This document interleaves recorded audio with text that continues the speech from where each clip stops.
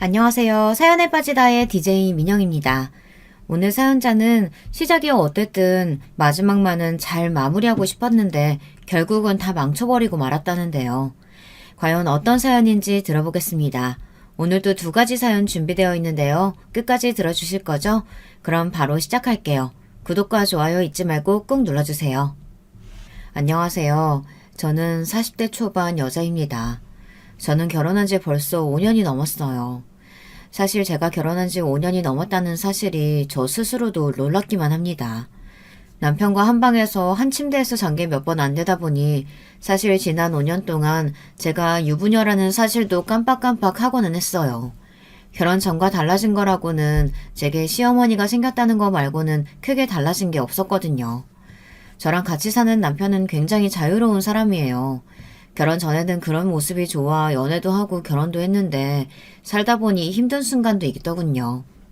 남편은 청담동에 큰 미용실을 운영해요. 미용실이라는 게 주말이고 밤낮 없이 일이 있다 보니 항상 바빠요. 더군다나 남편은 대표다 보니 영업까지 해야 해서 매일 밤 모임에 술 약속이 끊이질 않습니다. 결혼 전에는 그런 모습이 멋있어 보였어요. 제가 남편이 운영하던 미용실 직원이었거든요. 그러다 보니 남편이 하는 일이 얼마나 중요한 일인지 누구보다 제가 잘 알았어요. 남편이 지금에야 청담동에 내로라하는 유명 미용실을 운영하고 있지만 몇 년 전에는 저와 남편 둘뿐인 작은 미용실이었어요.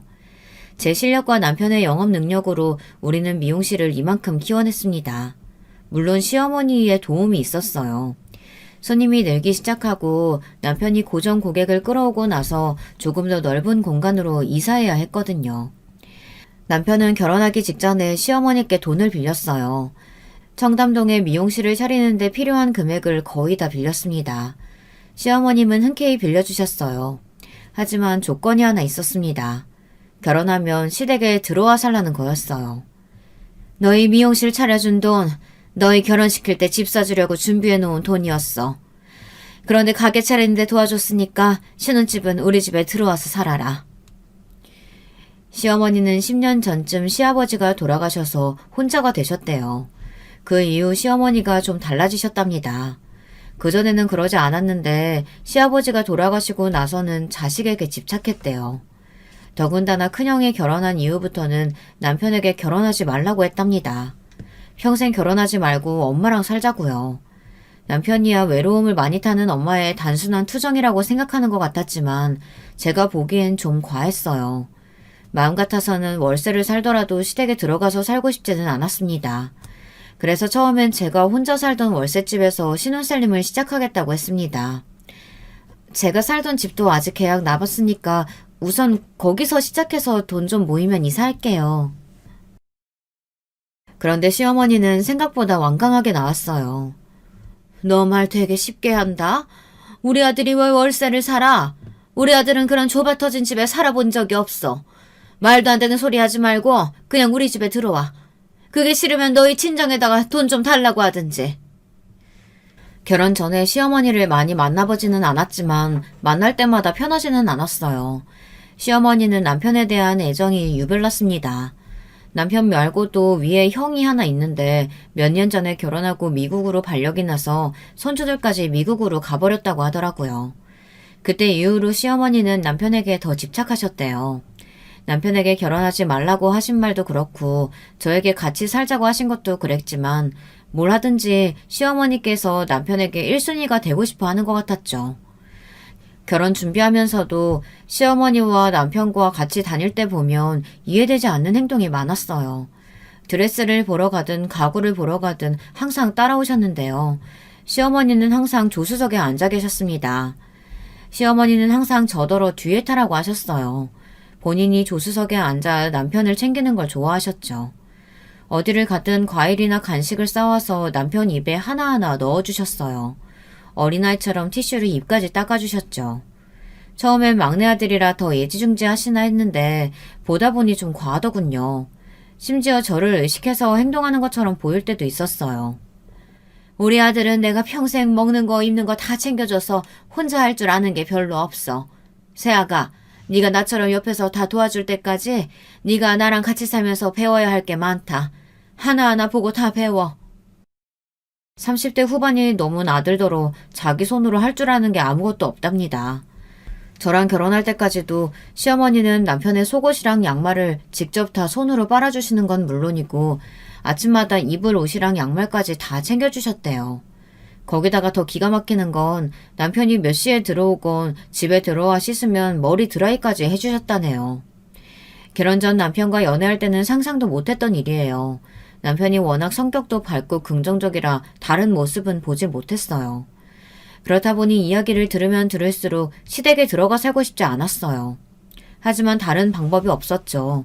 시어머니 말처럼 저는 저를 도와줄 친정이 없었거든요. 저는 어머니가 일찍 돌아가셔서 고등학교 졸업할 때까지 아버지랑 단둘이 살았습니다. 아버지께서 동네에서 작은 구멍가게를 하셔서 가게 안에 쪽방에서 살았어요. 학교 끝나고 집에 오면 매일 가게를 보거나 가게 정리를 했어요. 아버지께서 굉장히 무서웠거든요. 학교도 보내주고 밥도 먹여주는데 당연히 밥값을 해야 한다고 하셨죠. 학교에서 야자를 하다 늦게 들어와도 난리가 났습니다.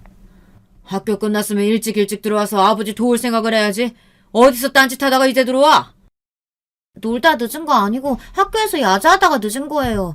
야자 빠지면 선생님한테 혼난다고요. 대학도 안 갈 건데 야자는 무슨 야자. 내가 당장 학교에 전화해서 내일부터 너는 야자 빼달라고 할 테니까 그런 줄 알고 너는 학교 끝나자마자 집으로 와. 대학에 갈 생각도 해본 적 없지만 그렇다고 제 입으로 아버지에게 대학 안 간다고 말한 적도 없었거든요. 그런데 어쩜 하나밖에 없는 딸의 미래를 마음대로 정하시는지 모르겠어요. 바로 다음 날부터 저는 야자를 할 수 없었습니다. 학교가 끝나는 대로 곧장 집에 와서 가게를 봐야 했으니까요. 제가 가게를 보고 있으면 아버지는 어김없이 동네 복덕방에 나가 술을 마시고 노름을 했어요. 어머니가 돌아가시고 나서는 아버지의 유일한 낙이 술과 노름뿐이었죠. 동네 아저씨들하고 내기 노름을 하다 보면 돈을 잃는 날도 있고 따는 날도 있었는데요. 그날 집에 들어오는 거림거리만 봐도 저는 아버지가 돈을 땄는지 잃었는지 알 수 있었어요. 얼굴이 빨개져서 오자마자 발에 치이는 대로 차버리면 그날은 돈을 잃은 거였고요. 새벽까지 술을 마시다 해가 뜰 때나 들어오면 돈을 좀 딴 겁니다. 물론 딴 돈을 술값으로 다 쓰고 들어와서 돈은 하나도 없었지만요. 그래도 성질을 부리는 것보다 술에 취해 늦게 들어오는 게 저는 마음이 편했습니다. 그런 저를 동네 분들이 안쓰러워했어요. 반찬도 해다 주고 용돈도 주고는 하셨죠. 그 중에서도 저를 제일 많이 챙겨준 분이 바로 아버지 구멍가게 옆집에 있는 미용실을 하던 이모였어요. 제게 손재주가 있다며 미용 기술도 가르쳐 주셨죠. 그 이모가 아니었으면 혼자 나와 월세집도 못 구했을 거예요. 고등학교를 가 졸업한 저를 데려다 1년이나 기술을 가르쳐주며 월급도 주셨거든요. 덕분에 저는 아버지 구멍가게에서 분가해 나와서 혼자 살게 됐습니다. 제가 서울에 올라가서 일할 거라고 했을 때도 아버지께서 반대하셨어요. 그때도 이모가 도와줘서 그 지긋지긋한 구멍가게를 나올 수 있었습니다. 다 큰 계집애가 어디 혼자 올라가서 살아? 쓸데없는 짓 하지 말고 아버지 옆에서 얌전히 있다 좋은 남자 생기면 시집이나 가. 시집은 무슨 시집이야. 영순이는 손재주가 좋아서 어디 가나 성공한다니까. 아버지가 돼서 괜히 딸내미 앞길 막지 말고 하고 싶은 대로 하게 내버려 둬요. 다 그 딸내미 언제까지 끼고 있으려고 그래? 제 말은 안 통해도 이모 말은 통했습니다. 아버지는 연신 궁시렁거리면서도 결국엔 허락해 주셨어요. 그렇게 서울에 올라온 저는 여기저기 미용실을 돌아다니며 살았어요. 그러다 남편도 만난 거고요.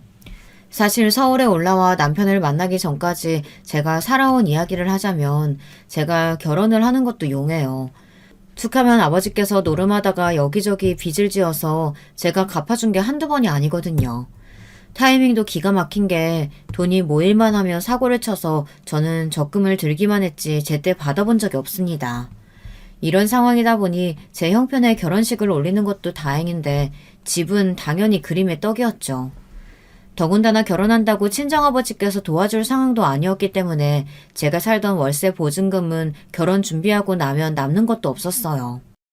그렇다 보니 시댁에 들어가는 거 말고는 뾰족한 수가 없었습니다. 시어머니와 사는 게 아무리 싫어도 꾹 참아야 했죠. 저의 시집살이는 그렇게 시작됐어요. 시어머니께서 살던 집은 다행히 50평 가까이 되는 아파트로 중간 거실을 중심으로 공간이 둘로 나뉘어져 있었어요. 현관만 하나지 공간은 철저하게 나뉘어져 있어서 생각보다 불편한 점이 많지는 않았습니다. 저와 남편이 아침에 나가면 미용실 마감하고 밤에나 들어오니 시어머니와 특별히 마주칠 일이 많지는 않았습니다. 그런데 문제는 쉬는 날이었습니다. 저와 남편은 6일 내내 일하고 하루를 쉬다 보니 쉴 때 아무것도 안 하고 푹 쉬고 싶었어요. 그런데 시어머니께서는 제가 늦잠 자는 꼴을 못 보셨습니다. 아침부터 저희 부부가 쓰는 방 앞에 복도를 왔다 갔다 하며 연신 인기척을 내셨습니다. 남편이야 세상 모르고 코를 골며 자고 있었지만 며느리인 저는 눈치가 보이지 않을 수 없었죠. 결국은 쉬는 날도 평소처럼 오전 7시를 넘기자마자 일어나야 했어요. 제가 일어나 방에서 나오면 어머니는 제 남편이 깰까봐 조심조심 방문을 닫고 저에게 빨리 가서 아침 준비를 하자고 하셨습니다. 어머니께서는 음식에 진심인 분이셨어요. 특히나 아들이 먹을 음식이라면 더 열심히 준비하셨죠. 새벽 시장에서 사온 유기농 채소들과 고기도 항상 마시장에 들려서 좋은 부위로만 골라오세요. 신선한 재료로 간 만든 반찬과 찌개도 대단한데 거기다가 꼭 끼니 때마다 갓 지은 밥을 준비하시죠. 저도 처음엔 시어머니의 정성이 너무 대단한 것 같아 좋은 마음으로 함께 일어나 잘 차려보려고 했어요. 하지만 이게 보통 정성 가지고 되는 일이 아니더군요. 너무 피곤하다 보면 몸이 따라주질 않았어요. 하다 보면 내가 지금 뭘 하는 건가 짜증이 나기도 하고요. 한 번은 제가 밥상을 차리다가 살짝 졸은 적이 있어요. 그 모습을 보고 어머니께서 제 어깨를 툭 치셨습니다. 어머, 남편 밥상 차리는데 너는 잠이 오니? 너 그거 다 정성이 부족해서 그런 거야. 사랑하는 남편한테 이렇게 맛있는 밥상 차려줄 수 있다는 게 얼마나 기쁘고 설레는 일인데 너는 그런 중요한 순간에 졸고 그러니? 시어머니는 조선시대의 현모양처의 표본이었어요. 신사임당이 울고 갈 정도였죠. 물론 저도 남편을 사랑하기야 하지만 잠까지 줄여가며 밥상을 차리고 싶지는 않았어요. 그런 제 마음을 전혀 모르는 시어머니께서는 자꾸만 저에게 많은 일을 강요했어요. 출퇴근하면서 매번 밥 차리고 살림하는 것도 버거운데 저는 매일 시어머니에게 잔소리까지 들어야 했습니다. 저는 시간이 많지 않다 보니 빨래도 모아서 하게 되고 설거지나 냉장고 정리도 그때그때 빠릿하게 못했어요. 그런 저를 시어머니는 항상 못마땅해 했죠. 어쩜 너는 20살 때부터 혼자 살았다는 애가 이렇게 살림을 못하니? 혼자 살았을 때 얼마나 대충대충하고 돼지우리처럼 살았는지 안 봐도 뻔하다. 우리 아들은 평생 나랑 살아서 깨끗한 집에만 익숙한데 너처럼 살림했다간 우리 아들 병나겠다. 신경 좀 써. 저도 처음엔 시어머니께서 하시는 말을 듣고만 있었어요. 시어머니 입장에는 제가 하는 일이 마땅치 않으실 수도 있으니까요. 그런데 잔소리 듣는 것도 하루 이틀이지 매일같이 똑같은 소리를 반복해서 들으니 저도 질리더군요. 어머니, 저도 한다고 하는 거예요.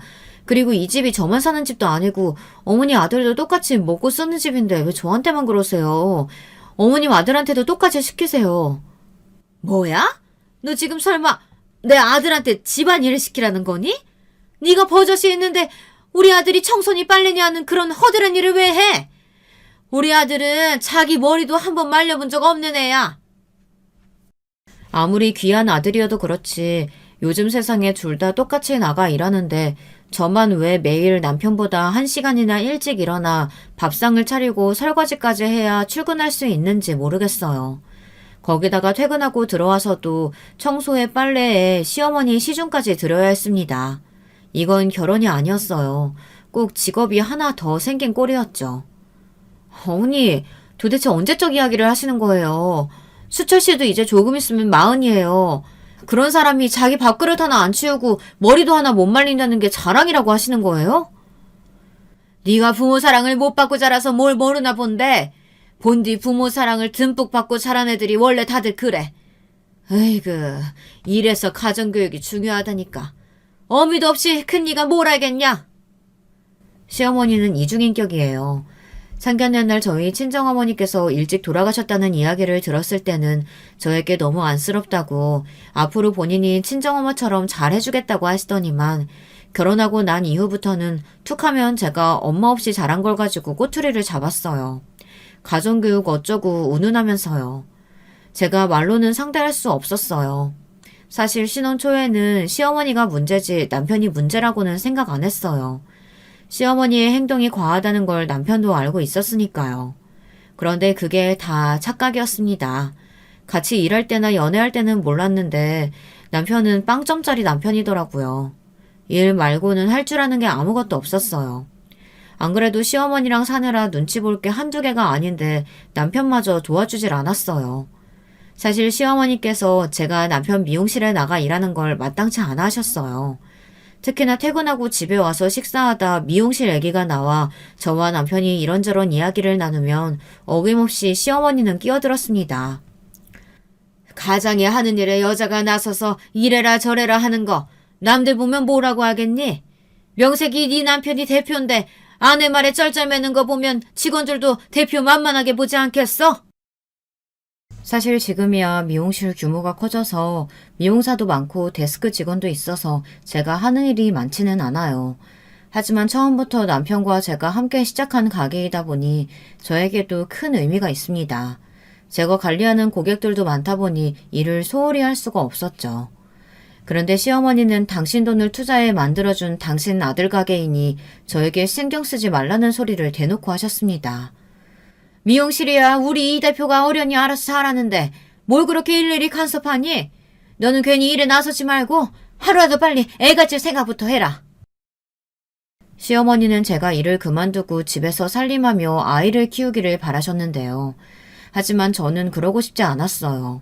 일이 좋은 것도 있지만 시어머니와 하루 종일 집에 있는 건 저에게 곤욕이었거든요. 그래도 미용실에 출근하는 날은 시어머니에게 잔소리를 덜 먹으니까요. 시어머니께서는 호심탐탐 저를 일을 못하게 만들 구실만 찾고 계셨습니다. 제가 속이 좀 안 좋다고 하거나 얼굴색만 나빠져도 바로 임신한 것 아니냐고 테스트기를 건네세요. 가끔 그런 시어머니가 이해가 안 돼요. 저를 그렇게 예뻐하시는 것도 아니면서 왜 그렇게 저를 집에 가둬두려고 하시나 싶어서요. 저는 그런 시어머니의 마음을 모른 척 외면하고 매일 가게가 바쁘다는 핑계로 일을 포기하지 않고 있습니다. 물론 제가 좋아하는 일이라고 해서 힘들지 않은 건 아니에요. 10시 마감하고 집에 오면 11시가 다 되는데 그때 와서도 저는 쉬지를 못합니다. 남편은 양말, 바지, 티셔츠 등등을 아무데나 허물 벗듯이 바닥에 던져놓습니다. 여보, 빨래바구니가 버젓이 있는데 왜 이렇게나 아무데나 던져놔? 나도 같이 일하고 들어와서 피곤한데 내가 당신 뒤치다거리까지 해야겠어? 당신이야말로 이까진 일이 뭐라고. 일하고 들어와서 힘든 나한테 굳이 잔소리까지 해야겠어? 당신 일하느라 힘들다고 나한테 화풀이 하는 거야 뭐야? 남편은 제 말을 전혀 이해하지 못했어요. 내가 당신 어떤 면에 반했는지 알아? 옛날에 미용실에서 같이 일할 때 깔끔하게 정돈해놓는 거 보고 꼼꼼하고 깔끔하다 싶어서 반한 거야. 거기다가 그때는 내가 말 안 해도 커피 타주고 밥 차려주고 알아서 다 해주더니만 결혼하고 나서는 왜 자꾸 일일이 잔소리야? 그게 말이 되는 소리야? 그때는 당신이 상사였고 지금 우리는 부부잖아. 부부는 당연히 서로 도우면서 챙겨야지. 내가 다 알아서 해주면 그게 식모랑 뭐가 달라? 그때였습니다. 시어머니께서 노크도 안 하고 방문을 벌컥 열고 들어왔어요. 어머, 뭐가 이렇게 시끄러운가 해서 와봤더니 새아기, 너 늦게까지 고생하고 들어온 남편을 왜 그렇게 들들 볶아? 우리 아들 스트레스 받게. 시어머니께서 밖에서 저와 남편이 하는 이야기를 다 듣고 계셨나 보더라고요. 시댁살이를 해보신 분들은 다들 아시겠지만 같이 살다 보면 정말 듣는 기가 많다 보니 말 한마디 실수했다가는 아주 이상하고 개념 없는 내대는 거 한순간이었죠. 그날이 그랬어요. 일하느라 하루 종일 고생한 남편 박박 바가지 긁는 이상한 애가 되고 있었습니다. 특히나 시어머니가 가장 예민하게 구시는 집안일을 가지고 남편에게 잔소리를 했으니 더 제가 거슬리셨던 거죠. 양말이든 바지든 네가 가져다가 바구니에 넣으면 되잖아. 우리 아들처럼 큰일하는 애한테 빨래니 청소니 이런 거 가지고 왈구왈구 한다는 게 말이 되니? 어머니, 이건 저랑 남편 간의 일이에요. 어머니가 끼어드실 일 아니라고요. 평소에는 시어머니께서 어차피 제 말을 잘 알아듣지 못하시니 대충 넘어갔지만 그날은 저도 너무 피곤하고 짜증나서 좋게 넘어갈 수가 없었습니다. 양말이든 바지든 빨래바구니에 넣어놓고 정리하는 게 절대 제 일은 아니라는 걸 똑똑히 알려주고 싶었습니다. 얼씨구, 한 집에 같이 살면서 내가 내 아들 일에 끼어들지 못하며 도대체 누가 내 아들 일에 신경 쓴다는 거니? 그리고 너, 그까지 일 좀 한다고 내 아들 앞에서 유세 떨고 싶은가 본데 절대 그런 생각 꿈도 꾸지 마라. 너 없다고 우리 아들 사업 망하지 않아. 어머님이야말로 미용실 좀 차려주셨다고 제 앞에서 유세하시는 건 아니고요. 저도 모르게 속에 있던 마음이 튀어나왔습니다. 당신 그만 안 해? 어디 우리 어머니한테 꼬박꼬박 말댔고요. 어머니 죄송해요. 제가 이 사람이랑 잘 이야기할 테니까 그만 들어가서 쉬세요. 아이, 그 아들. 너는 세상에 널린 게 반이 여잔데 조금 더 유심히 찾아보지. 어디서 저런 애를 며느리라고 데리고 왔니? 아휴, 내가 답답해서 제명에 못 산다 못 살아. 시어머니는 답답하다며 본인 가슴을 주먹으로 치며 방을 나갔습니다. 그날 밤 남편과 저는 결혼하고 처음으로 대판 싸웠습니다. 남편은 저에게 별것도 아닌 걸 가지고 일을 키웠다며 소리를 고래고래 지르고 거실에 나가버렸어요. 저는 그러든지 말든지 신경 쓰지 않았어요. 오히려 방문을 쾅 닫고 나가버리는 남편에게 가서 엄마나 꼭 껴안고 자라고 했습니다. 너무 짜증나서요.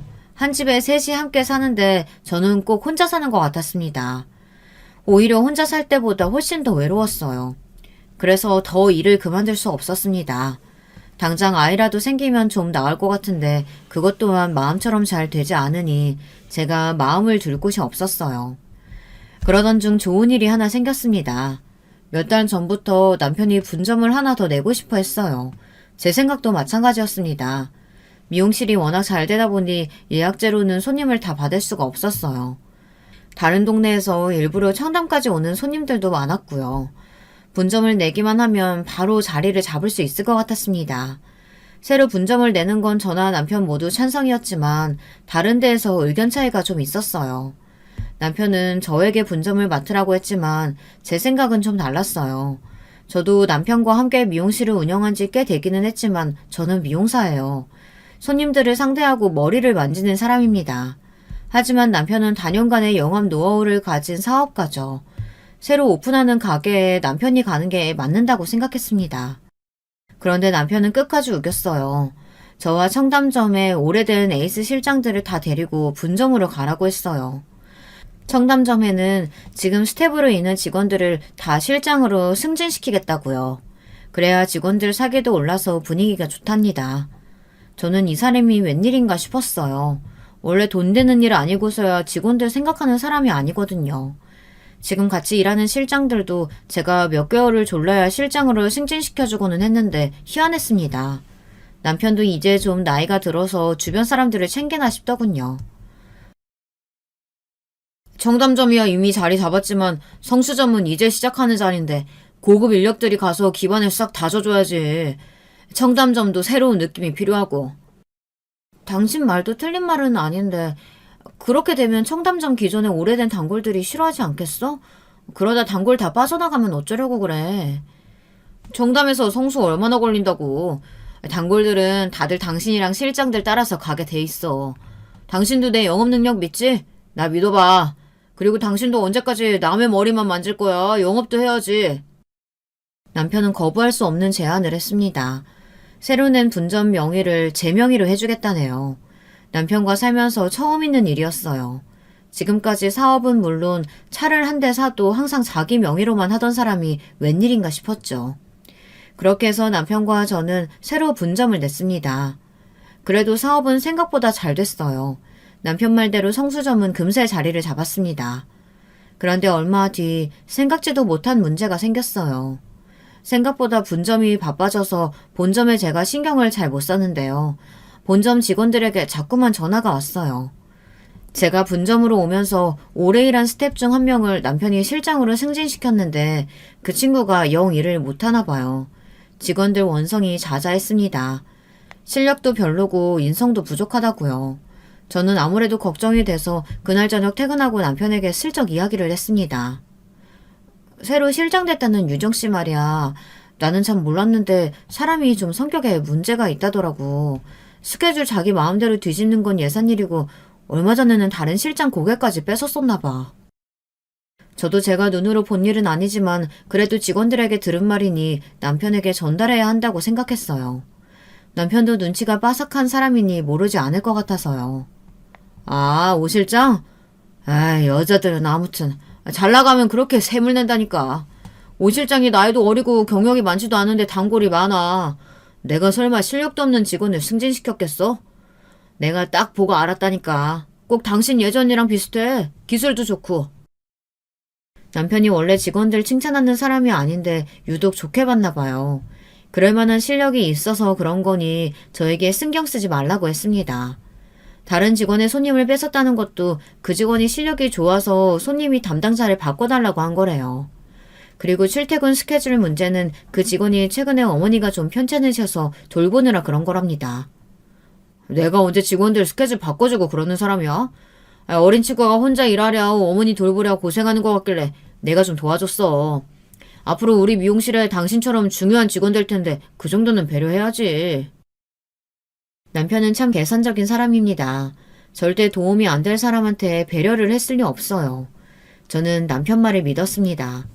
새로 승진한 직원이 그만큼 실력이 있는 사람이라고 남편이 알아본 거라고 생각했죠. 제가 분점으로 오고 나서 좋은 게 남편과의 사이도 좋아졌습니다. 사실 그전에는 하루 종일 붙어 있다 보니 일도 가정에서도 부딪히는 일이 많았어요. 그런데 일터가 분리되니 항상 서로를 걱정하고 챙기게 됐습니다. 남편은 절대 저한테 밥은 먹었냐, 퇴근은 몇 시야 하냐 묻는 사람이 아닌데 제가 분점에 와서는 그렇게 수시로 전화랑 문자를 해요. 집에 몇 시에 들어가는지, 본점에는 오지 않는지 수시로 확인합니다. 같이 일하는 직원들이 꼭 신혼 같다고 놀릴 정도였죠. 남편과 사이가 좋아지니 자연스레 저도 남편을 챙기게 됐습니다. 본점보다 분점 마감 시간이 빠르기도 하고 집에서 가까워서 제가 먼저 퇴근했거든요. 퇴근하고 돌아오면 저는 밀린 집안일도 하고 저녁 밥상을 차렸습니다. 하루 종일 떨어져 있었으니 저녁이라도 남편과 오붓하게 먹으려고요. 그런데 마음을 곱게 쓰려고 해도 저를 방해하는 사람이 있었어요. 바로 시어머니입니다. 저더러 항상 집안일 밀리지 말라고 남편 밥상 좀 차리라고 잔소리할 때는 언제고 막상 제가 알아서 하니 그게 또 마음에 안 드시나 봅니다. 제가 저녁 밥상을 미리 차려놓고 남편을 기다리면서 화장실에서 손빨래를 하고 있었어요. 그런데 그런 제 모습을 시어머니께서 빤히 바라보고 계시더군요. 이래서 돈이 무서운 거다. 그전에 내가 그렇게 남편 속옷이랑 양말은 꼭 손으로 빨라고 했을 때는 들은 척도 안 하더니만. 우리 아들이 분점 내주자마자 태도가 그렇게 달라지는 거냐? 아이고, 너도 이제 보니까 곰이 아니라 여우였구나. 할 일 없으면 그냥 누워서 잠이나 자든지 아니면 텔레비전이나 볼 노릇이지. 시어머니는 괜히 제게 시비를 걸었습니다. 그때야 제가 너무 바빠서 여유가 없어서 그랬죠. 분점은 본점보다 규모도 작고 퇴근 시간도 빨라서 제가 여유가 좀 생겨서 그래요. 여유가 생겼다는 애가 밥상은 저게 뭐니? 내가 알던 반찬만 고스란히 올려놨네. 이왕 차리는 거 뜨끈한 국이라도 좀 끓여. 퇴근하고 들어온 애가 국도 없이 밥이 넘어가겠어? 집에 일찍 들어와서 좋은 것만 있는 건 아니었습니다. 시어머니는 역시나 놓치지 않고 잔소리와 구박을 늘어놓으셨어요. 그이 저번에 건강검진 받을 때 보니까 혈압 올랐다고 국이나 찌개 웬만하면 먹지 말라고 했어요. 어머님도 그 일 생각해서 간 적당히 하세요. 어머님 반찬 좀 짜요. 저도 며느리 생활이 몇 년인데 이제 웬만한 건 다 받아쳤습니다. 뭐야? 기껏 매일 내 손으로 직접 해다 먹였더니 내 반찬이 짜? 얼씨구, 너는 그렇게 건강해가지고 시집 온 지가 몇 년인데 아직 손주도 하나 못 낳냐? 아이고, 어디서 저런 거를 데리고 와서는 며느리라고. 아유, 내 팔자야. 아유, 내 팔자야. 결국은 시어머니의 잔소리는 항상 저와 남편 사이에 아이가 없다는 걸로 마무리되고는 했습니다. 이제 하도 들어서 제 귀에 딱지가 생길 지경이었죠. 그러던 어느 날이었어요. 이른 아침이었는데 누군가 초인종을 눌렀습니다. 시어머니께서 나가시는 것 같길래 저는 외출 준비를 하고 있었어요. 그런데 잠시 후 믿기지 않는 일이 벌어졌습니다. 시어머니께서 저를 부르셨습니다. 좀 나와보라고요. 저는 시어머니의 다급한 목소리에 놀라 거실로 나갔습니다. 그런데 웬 젊은 여자가 고개를 푹 숙인 채 거실에 서 있었어요. 그런데 언뜻 여자를 다시 보니 아는 얼굴이었습니다. 어머, 청담점의 유정 씨 아니에요? 맞다. 실장으로 승진했다고 했으니까 이제 오 실장이네요. 오 실장님이 우리 집에 무슨 일이세요? 그랬습니다. 남편이 있는 청담점 직원이었어요. 저도 오다 가다 몇 번 보기도 했고 최근에 소문이 좀 있어서 기억해요. 같이 일하는 다른 직원들이 오 실장을 별로 안 좋아하더라고요. 남자 손님들에게 꼬리쳐서 다른 실장의 손님을 뺏어가기도 하고 외제차를 타거나 직업이 좋은 남자 손님에게 따로 연락하기도 한다고요. 거기다가 저희 남편에게 잘 보여서 승진도 다른 직원보다 빨리 했다고 말이 좀 있었습니다. 워낙 말이 많은 동네이다 보니 저와 그러려니 했는데 갑자기 연락도 없이 집까지 찾아오니 무슨 일인가 했습니다. 그런데 뭔가 분위기가 이상하더군요. 아는 체는 제가 했는데 오 실장은 저희 어머니에게 용건이 있어 보였어요. 안녕하세요, 어머님. 사모님 말씀처럼 저 청담장 직원 오유정이에요. 대표님 어머님께 드릴 말씀이 있어서 찾아왔어요. 저는 순간 알 수 없는 묘한 느낌이 들었습니다. 차분하게 고개를 들며 이야기를 꺼냈는데 눈동자가 쉴 새 없이 흔들리는 게 어딘가 불안해 보였죠. 시어머니는 도대체 무슨 일이길래 집까지 찾아온 거냐고 빨리 말하라고 다그쳤습니다. 그러자 오 실장이 슬그머니 허리를 피며 배를 내밀더군요. 그러더니 한다는 말이 경악스러웠습니다. 저 임신했어요. 이 아이 대표님 아이예요. 어머님, 제발 저 좀 받아주세요. 저 받아주시면 이 집에서 어머님이랑 이 대표님 왕처럼 모시면서 살게요. 순간 저는 제 두 귀를 의심했습니다. 임신이라니 말도 안 되는 일이었어요. 그런데 그때였어요.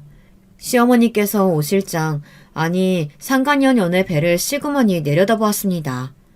그러더니 한다는 말이 가관이었어요. 정말이야? 그쪽이 내 아들아이 임신했다는 게? 네, 맞아요. 여기 아기 초음파 사진이에요. 어머님께서 혹시나 제 말을 못 믿으실까봐 아드님이랑 데이트할 때 찍은 사진도 가져왔어요. 상관년 여는 아무래도 마음이 급했나 봐요. 자기 손으로 불륜 증거 사진을 다 들고 와서는 시어머니에게 보여주더군요. 오 실장, 너 제정신이야? 바람 피운 게 뭐가 그렇게 당당해서 그런 몸을 하고 여기까지 찾아와? 그것도 혼자서. 너 임신한 거 그 인간한테도 말했니? 임신 사실 알자마자 이쪽부터 온 거예요. 저도 더는 못 기다리겠어서요. 오빠, 사모님 불쌍해서 도저히 이혼 못하겠대요. 그래서 제가 대신 말해주려고 왔어요. 사모님, 제발 이혼 좀 해주세요. 우리 정말 사랑해요. 저는 오빠랑만 살 수 있으면 뭐든지 할 수 있어요. 애까지 생겼는데 사모님이 물러나는 게 맞잖아요? 저 어린 년 입에서 오빠 오빠 소리가 나오는데 어이가 없어서 말문이 다 막히더군요. 더 기가 막힌 건 제 남편을 진심으로 사랑한답니다. 정말인지 웃음이 절로 나오더군요. 최근에 남편이 좀 이상하기는 했습니다.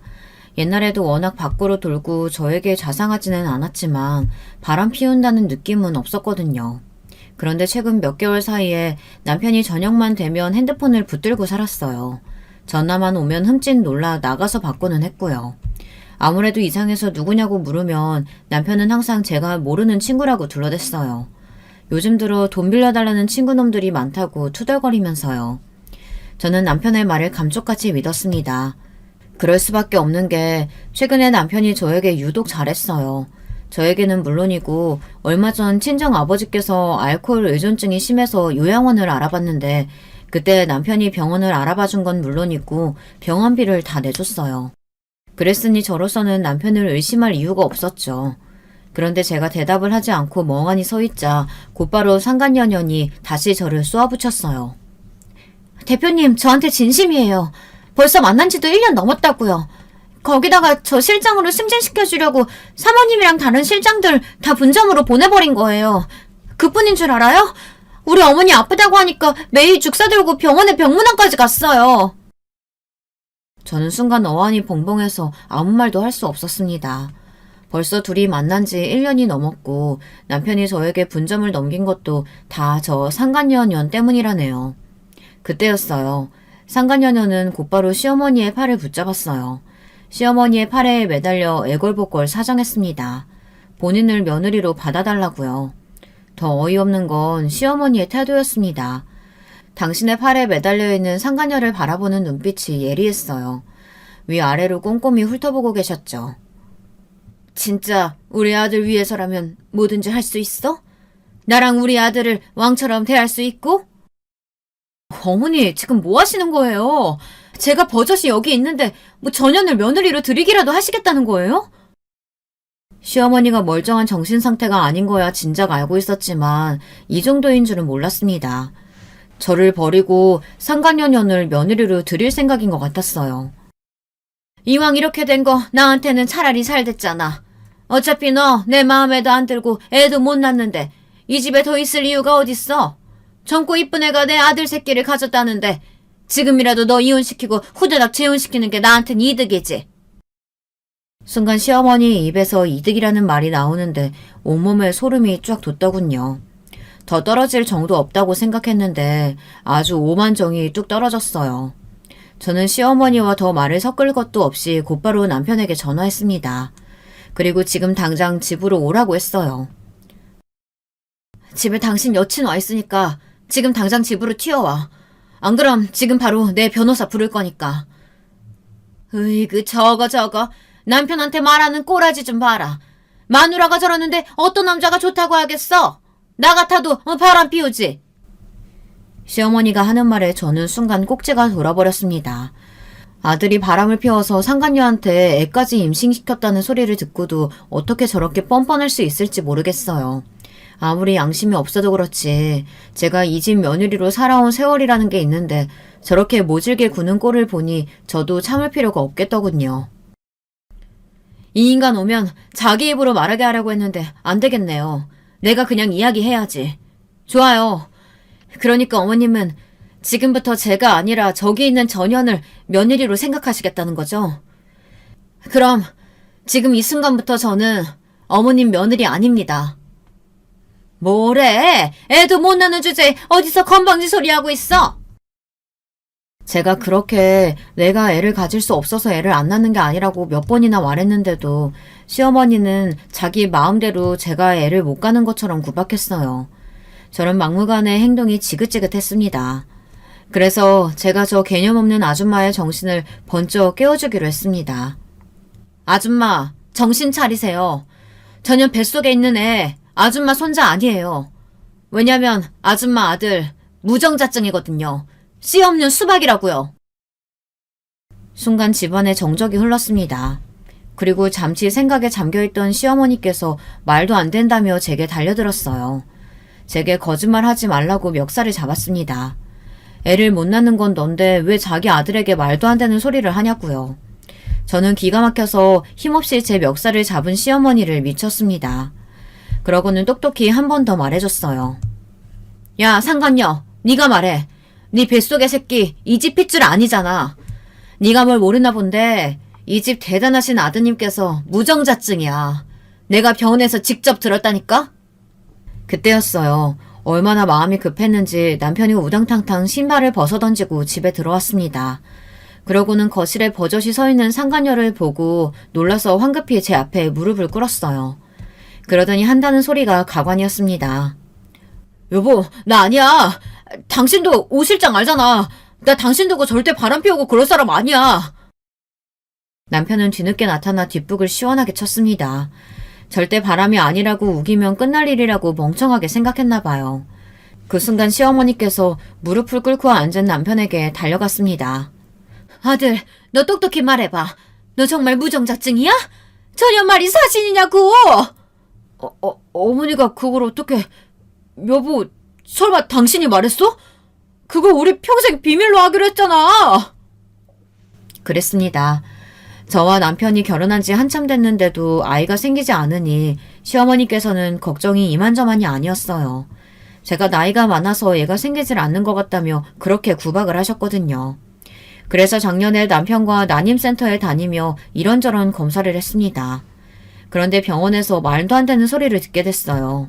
저는 아무런 문제가 없는데 남편에게 문제가 있답니다. 남편이 선천적 무정자증이라네요.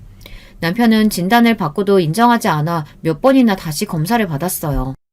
하지만 검사 결과는 같았습니다. 만약 임신을 원한다면 시험관 수술을 해야 하는데 그 가능성도 희박해서 저와 남편은 아이를 포기하기로 한 거예요.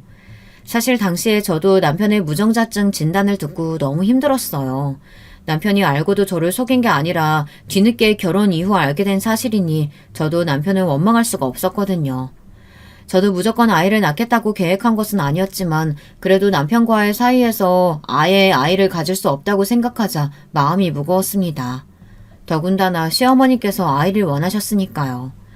남편은 무정자증이라고 진단을 받고 난 뒤 자신감이 현저히 떨어졌어요. 저를 대하는 것도 전과는 달라졌고요.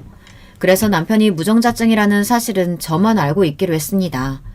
아들이라면 끔찍하신 시어머니께서 알게 되시면 아마 저보다 더 힘들어하실 거라는 걸 알았으니까요.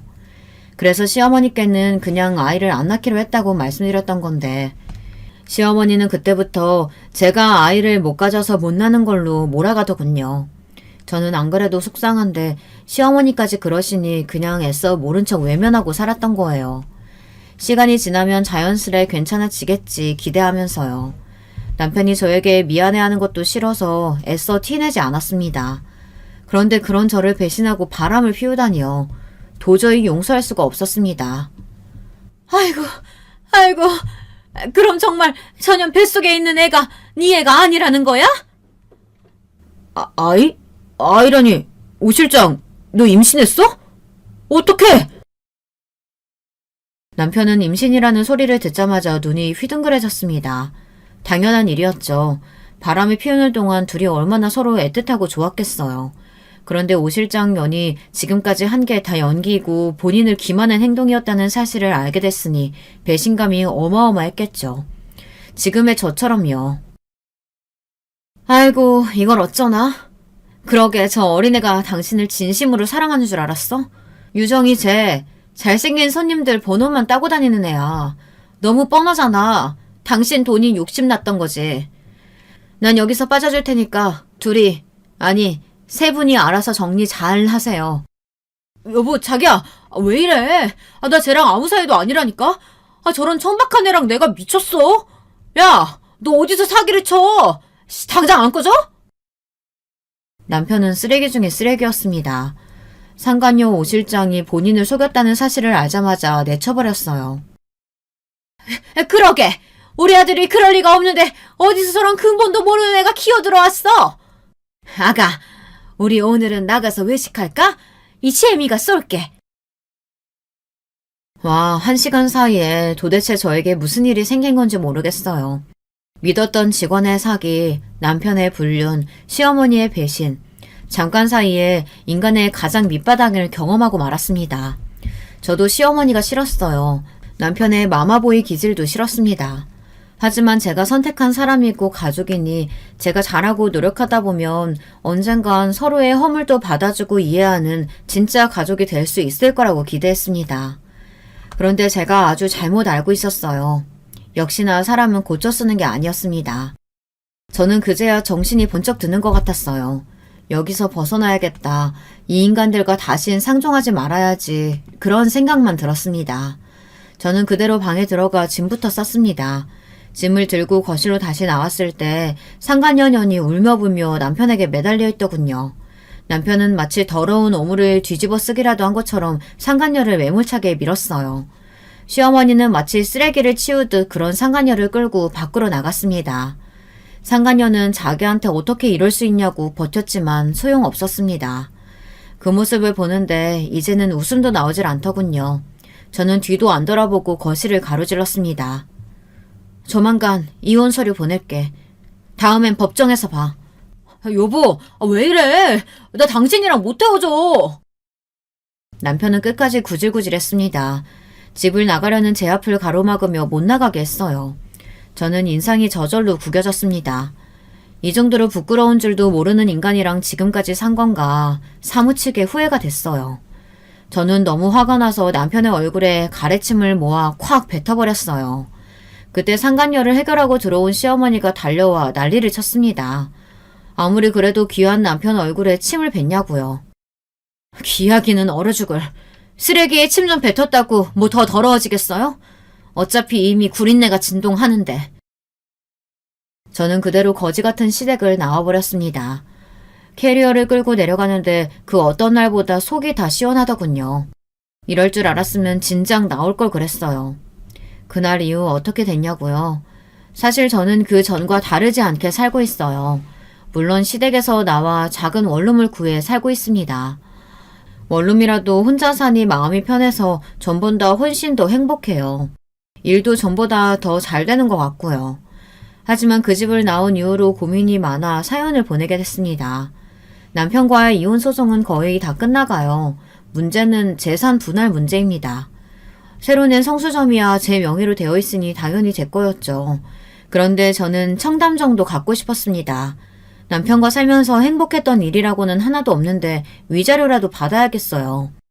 남편은 성수점 가져갔으면 된 거 아니냐고 어떻게든 청담점은 뺏기지 않으려고 해요.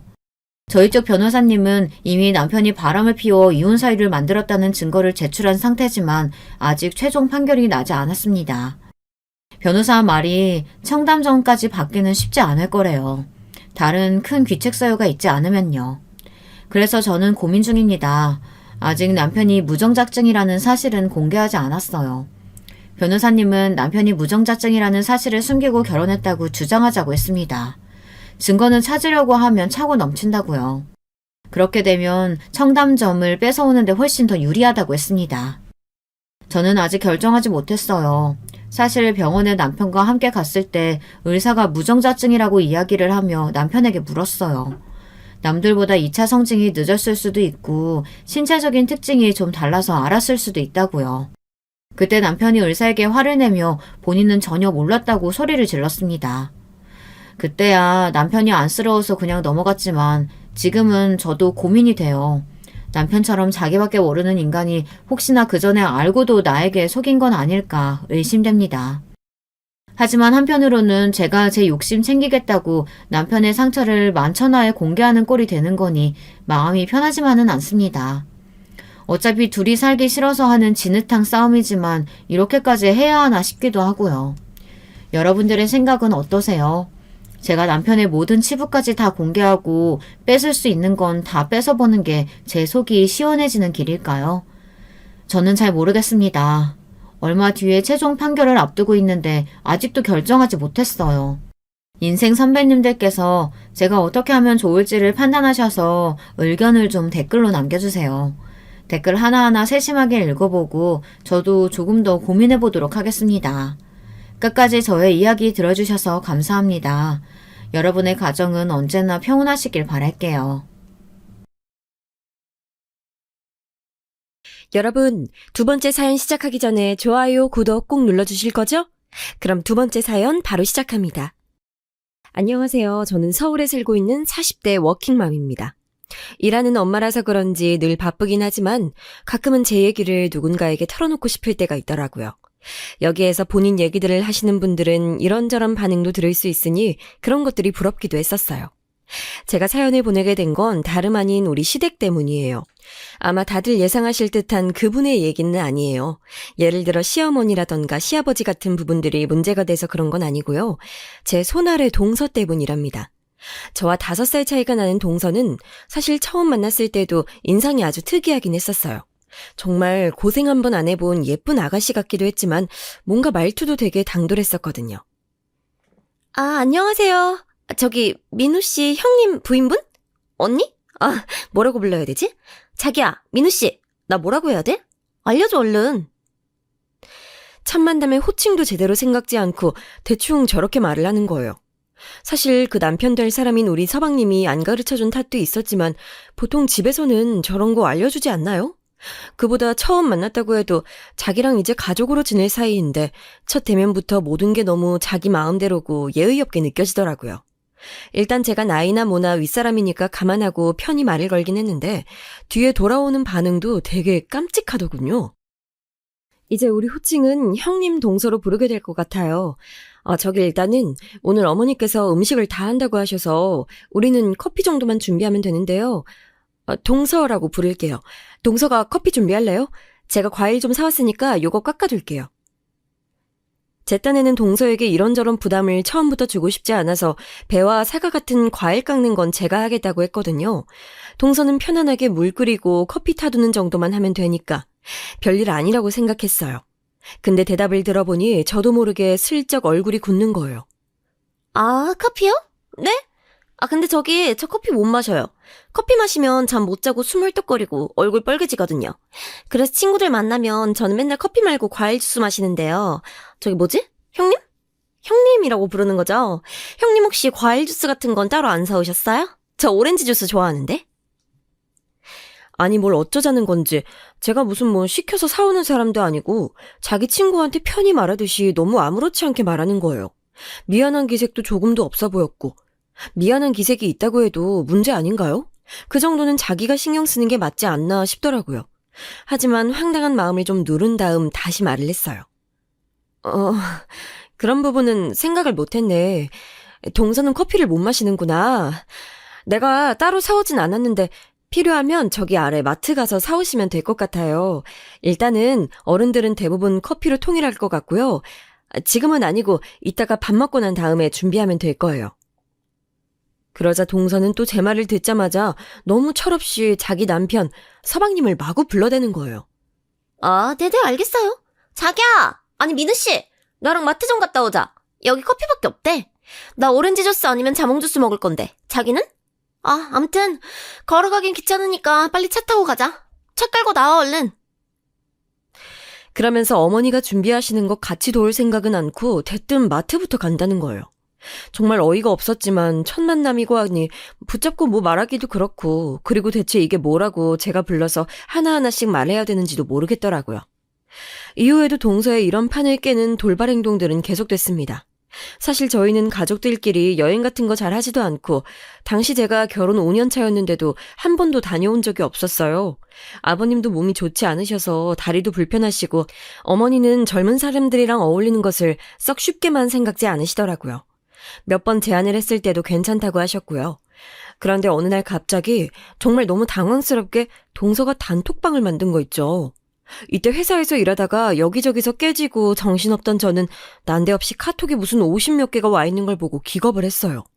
놀래서 들여다보니 웬 단톡방 안에 제가 들어가 있고 사진들이 쭉쭉 올라와 있더라고요.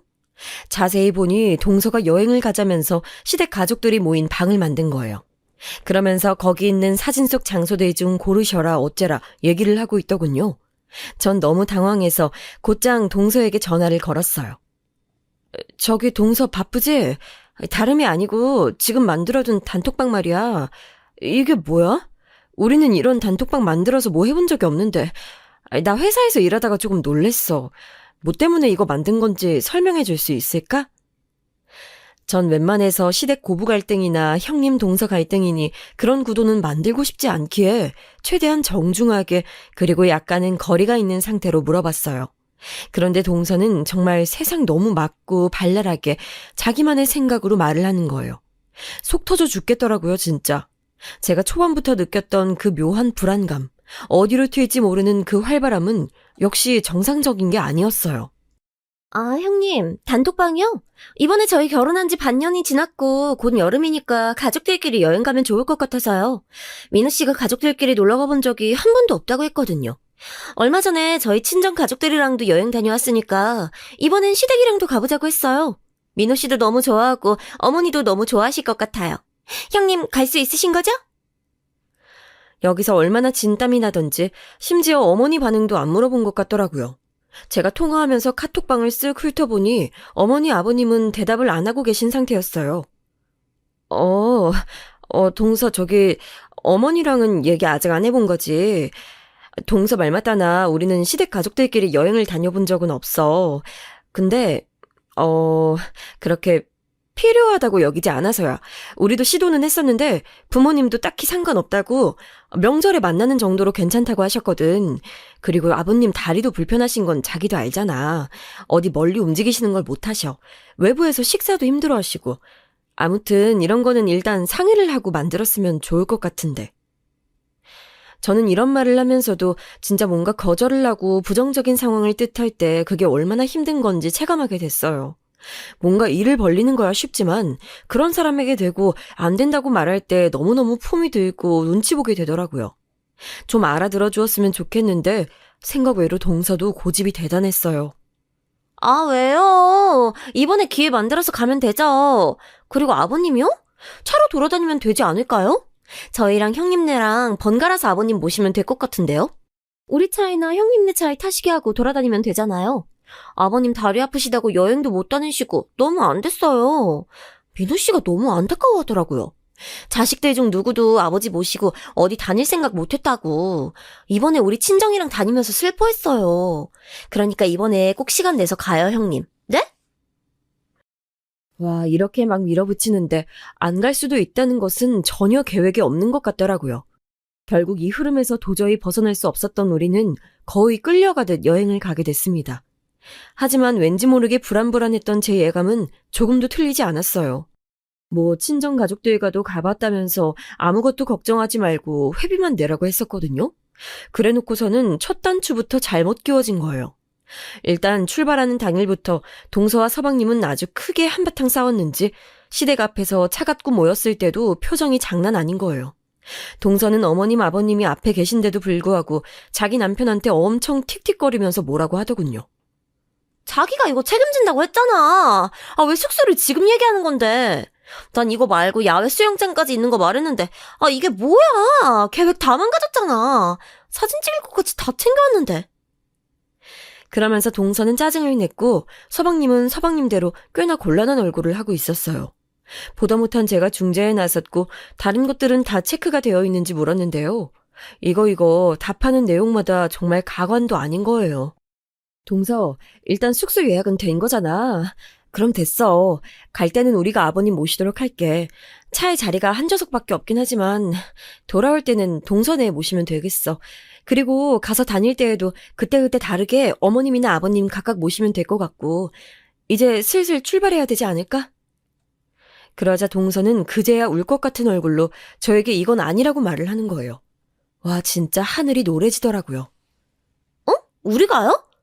저희 차에 짐 많아요. 엄청 많은데? 사진 찍으려고 카메라도 비싼 거 들고 왔고 튜브랑 이것저것 다 실어야 돼요. 형님네 차에 어머님 아버님 다 타면 안 돼요? 아, 수정이 때문에 안 되나? 애기니까 가운데에 두고 양쪽에 어른들이 타면 되잖아요. 아, 이때 정말 얼마나 어질어질하던지 그대로 한켠에 주저앉을 뻔했어요. 저희는 사람이 셋인데 짐이 없겠냐고요. 그리고 애를 뒤에 태우느라 베이비시트 때문에 한 좌석밖에 남지 않거든요. 동서는 그런 것 따위 전혀 안중에도 없어 보였어요. 저기 동서, 수정이 베이비시트에서 자리가 한 개밖에 안 남아. 그리고 이건 여행 계획할 때에도 처음에 했던 얘기 아니야? 그러자 동서는 뾰루퉁한 표정을 짓더니 당장 또 서방님한테 짜증을 내면서 일을 넘기더라고요. 이것부터 투닥거리면서 대체 무슨 일정 내내 부모님들을 모시겠다는 건지 조금도 납득되지 않았어요. 하여간 우여곡절 끝에 다리가 불편하신 아버님을 좀 더 신경 쓸 수 있는 건 우리일 것 같더라고요. 아버님도 손녀랑 같이 타고 싶어 하셔서 그렇게 모셨고 어머니는 동선의 차에 타고 오셨는데요. 나중에 펜션에서 만나서 다 같이 내렸을 때 아주 그쪽 차 분위기가 장난이 아닌 거예요. 어머니는 말씀도 별로 없으신 분인데 대뜸 내리자마자 저한테 와서는 누가 자리 좀 바꿔달라고 하시더라고요. 네? 어머니 왜 그러세요? 뭐 불편한 일 있으셨어요? 괜찮아요, 어머니. 저한테 말씀해 보세요. 어머니는 제 눈치를 쓱 보시더니 아직도 차에서 내리지 않는 동선의 부부를 내버려두고 저를 구석진 곳으로 데리고 가시더군요. 아유, 예. 나 불편해서 혼났다. 쟤네 뭐 그렇게 차에서 계속 싸우대니? 아주 가시방석이야, 진짜. 아이, 뭐 중간에 껴들어서 말리지도 못하겠어. 그리고 쟤는 결혼한 지 얼마나 됐다고 지 시애미 앞에서 이혼을 하니마니 하고 자기 남편을 잡아대는 거야. 내가 너무 물러터진 시애미인가 싶기도 하고. 아유, 오는 내내 아주 마음 불편해서 혼났어. 하여간 어쩜 이렇게 돌아오는 내용들마다 다 퍼펙트하고 기가 막힌 얘기들 뿐인 걸까요? 전 아무래도 큰일 난 것 같아서 최대한 빨리 이 상황을 수습해야겠다 싶더라고요. 그리하여 펜션에서 보낸 첫날은 신혼부부 싸움에 저희 가족과 어머니 아버님이 내내 눈치를 보며 하루를 어찌어찌 마무리했습니다. 서방님이 기분 풀어주려고 하는 게 보이는데도 동서는 듣지 않았고 내내 심드렁한 얼굴로 짜증만 내는 거예요. 결국 두 번째 날도 동서는 뾰루퉁에 있고 밥 먹으러 가서도 설렁설렁 다니고 그러다가 돌연 돌발 행동을 하는 거예요. 이때는 저도 한 소리를 했어요. 저 운전해서 카페 좀 갔다 올게요. 아무리 생각해도 분이 안 풀려요, 형님. 민우 씨가 저렇게 쫌생이 같고 지멋대로 구는 인간인지 몰랐네요. 가서 저 달달한 것 좀 먹고 스트레스 풀고 와야겠어요. 그러면서 아무렇지 않게 차 키를 집어들기에 전 얼른 데리고 뒤쪽으로 나와서 말을 했어요. 동서, 뭔가 착각하는 것 같은데 이 여행 오자고 했던 게 누구야? 동서 아니야? 어른들 모셔와 놓고 불편한 아버님까지 대등하게 해서 이렇게 힘들게 다니고 있는데 어딜 간다는 거야. 서방님과의 관계는 모르겠지만 여행 다 마치고 집에 가서 둘이 죽이 되던 밥이 되던 싸우던지 해. 이런 건 어른들 불편하게 하는 거야. 아직 식사도 안 마치셨는데 자기 혼자 그렇게 가버리면 걱정하시잖아. 그런데도 동서는 속절없이 타들어가는 제 속도 모르고 이런 말을 하는 거예요. 왜 걱정을 하시는 거예요? 차 타고 여기 10분 거리에 있는 카페 갔다 올 거예요. 그렇게 오래 안 있을 거고 거기 위험한 것도 아니에요. 지금 낮인데 여자 혼자 술 마시러 가는 것도 아니고 뭐가 위험해요? 이건 뭐 순진한 건지 자기 위험할까봐 걱정하는 줄 알고 괜찮다며 해맑게 웃더라고요. 그게 아니라고 몇 번을 다그치다가 결국 직접적으로 딱 잘라 말을 했고 결국 저와 동서의 사이도 싸해지게 됐습니다. 그게 아니라고. 부부가 나란히 왔는데 한쪽이 따로 돌아다니면 어른들한테 심력 끼치는 거 아니야? 동서 오는 차에서도 그렇게 싸웠다며. 어머니가 어쩔 줄 몰라 하시고 너무 힘들어 지금 밥도 잘 못 드시고 집에 얼른 가고 싶다고 하신다고. 사람이 일을 시작해서 진행을 해놨으면 마무리는 해야지. 중간에 혼자 기분 나쁘다고 그렇게 가버리는 게 어딨어. 다른 사람들은 편해 보여 지금? 동서는 대체 친정에서 뭘 배운 건지, 아니 자기 친정 식구들이랑은 무슨 오냐오냐 대접해주는 여행을 하고 왔는지 몰라도 하여간 시댁 여행에 와서도 친구들에게 하는 마냥 굴더라고요. 제 말에 단번에 기분 나쁜 표정을 짓더니 이제는 원망의 대상을 저에게 돌리더라고요. 뭐라 말하진 않았지만 그날 집으로 다들 돌아갈 때까지 내내 입이 대빨 나와서는 저한테 말도 안 걸었어요. 우리 애는 그 여행이 너무 힘들었는지 집에 가자고 울어댔고 그런지 아이에게 예민한 것 같다고 동서가 뭐라 하는데 너무 짜증나더라고요. 결국 그렇게 끝나버린 최악의 여행은 처음이자 마지막이 된 것 같아요. 이후로 그 누구 하나 여행 얘기를 꺼내는 사람이 없거든요. 그런데 시간이 지나서 동선에도 그렇게 맨날 싸우고 지지고 볶는 것 같더니 얼마 안 되어 임신을 했어요. 근데 그것도 너무 웃긴 게 자기 임신해서 불편하다며 시댁 못 온다고 하는 거예요. 그 말은 또 어머니 말고 저한테 전하더니 대신 말해달라는 거예요. 이쯤 되니 전 큰 고민거리가 생겼고 끙끙 앓다가 남편에게 토로했어요. 아무리 봐도 정서가 나를 너무 물로 보는 것 같아. 아니 지가 직접 말하면 되지 왜 그걸 나한테 부탁해? 지가 입이 없어 발이 없어. 임신을 세상 자기 혼자만 하냐고. 나도 해봤고 어머니도 해봤잖아. 100번 양보해서 시댁 오기 싫다고 쳐. 그럼 지가 말하면 되잖아. 짜증나. 남편은 제 말을 듣더니 중간에서 너무 머리가 아팠던 모양이에요. 어쩌지 이거. 민우한테 말해서 재수씨 단속 좀 하라고 해야 하나? 보다 나도 계속 이런 걸 보고 있으려니 마음이 별로야. 저번에 여행 가보니까 엄마 아버지한테도 너무 앵앵거리면서 말을 은근히 함부로 하더라고. 이때 들어보니 남편도 적잖게 불만이 있었던 것 같아서 그냥 저도 그럭저럭 참고 있었어요. 그런데 일단 어머님께 말은 전해야 될 것 같아서 연락을 드렸는데 그 와중에 완전 의외의 소식을 듣게 된 거예요. 이래서 어머니는 그냥 참고 계셨나 싶기도 하고 하여간 해결된 것 없이 전 더 복잡한 상황에 놓이게 됐습니다. 큰애야, 그러지 말고 작은 애랑 좀 거리를 두고 신경 쓰지 마. 한동안 얼굴 안 보면 그만이잖아. 지금 보니까 민우가 직장 사정이 안 좋아. 그런데다가 애도 생겼고 안 그래도 싸우던 애들이 생활도 넉넉지 않으니 자꾸 싸우게 되나 봐. 그 와중에 시댁 와서 여러 사람 보고 뭐가 좋겠어. 저번에 너한테도 돌려서 야단 맞고 했다면서. 그럼 그냥 냅두자. 나도 사실 걔 오면 불편하다. 보아하니 이런 사정이 있었다고 하더군요. 집안 형편이 썩 좋지 않고 부부 사이도 순탄치 않은데 또 덜컥 애기는 생긴 거예요. 신혼부부고 애기가 찾아온 내용은 축복이니까 그냥 그 부분만 좋게 생각하기로 했어요. 그리고 우리는 한동안 거리를 두게 됐습니다. 하지만 이후로 어머니도 무릎 쪽이 안 좋아지셔서 수술을 하게 되셨는데요. 이때 동서는 정말 코빼기도 비추지 않더라고요. 어머니가 많이 힘들어 하시던 터라 저도 되게 바쁠 때였는데 어쩔 수 없이 얼마간은 제가 반찬도 해다 드리고 사드리기도 했거든요. 며느리가 둘이 있음에도 큰일이 있을 때 결국 부담은 나 혼자 하고 있다는 사실이 참 버겁게 느껴졌어요. 어쩌면 이런 부분은 제가 생각을 조금 바꾸면 될 일일지도 몰라요. 애초에 며느리는 나 하나밖에 없었고 동서란 사람은 없는 것이다. 이렇게 생각해두면 좀 나을 수도 있는 일이죠. 근데 그렇지 않았던 게 동서는 꼭 자기가 필요할 때는 불러대거든요. 다름 아닌 그 집 딸내미 돌잔치에는 또 우리 모두를 다 부른 거 있죠. 그러면서도 어머니한테 엄청 울면서 볼멘 소리를 해댔나 봐요. 어머니는 아프신 와중에도 또 어쩔 줄 몰라 하시다가 저한테 상담을 하셨고요.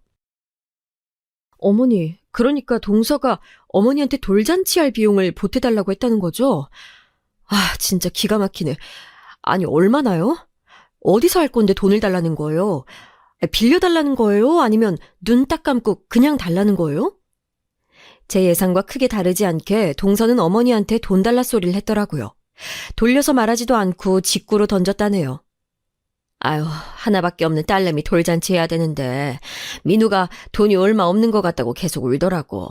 생활비는 근근히 있다고 하지만 돌잔치 할 형편이 안 된 모양이야. 그럼 안 하고 넘어가는 게 어떠냐고 했더니 그럴 순 없다고 아주 통곡을 하더라. 하여간 어쩌겠어. 돈도 못 벌고 있고 아들 상태가 그러니 이건 내 죄로 알고 해줘야지 뭐. 결국 어머니는 고민하다가 몇백 보내주신 것 같더라고요.